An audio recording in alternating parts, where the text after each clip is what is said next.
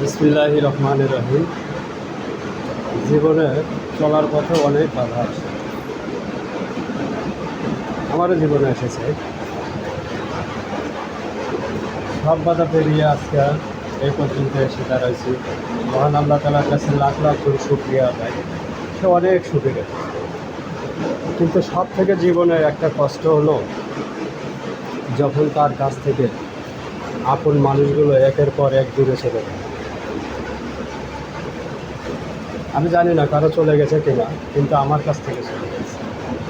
আমার বাবা গেছে, আমার ভাই গেছে, আরও অনেকেই আমার কাছ থেকে অনেক দূরে চলে গেছে।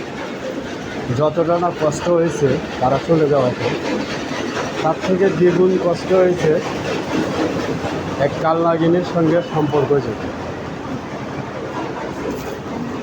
ওই কালনাগিনীকে অনেক বিশ্বাস করতাম, মন থেকে অনেক ভালোবাসতাম, কিন্তু কখনো জানতাম না যে ও আমার লাগে প্রতিটা মুহূর্তে ছলনা এবং প্রতারণা করতেছে।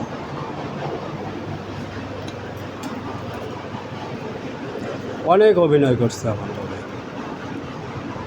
শেষ মুহূর্তে আসলে রে ভাই কী বলবো, ছেলেরা অনেক কষ্টের জীবন ছেলেদের, কিন্তু মেয়েরা সবসময় এরা প্রতারণা।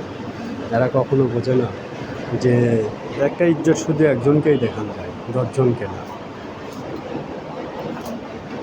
ওরে আমি অনেক বিশ্বাস করতাম। শেষমেশ ও আমার এমন এমন আঘাত করতো, কথার আঘাত। ওর কাছে একটা আমানত রাখছিলাম আমি, একটা সন্তান। দুর্ভাগ্যের বিষয়, সেটাকেও চিরবিদায় করে দিয়েছে। কতটুকু নিষ্ঠুর হলে একজন মা তার সন্তানকে মারতে পারে।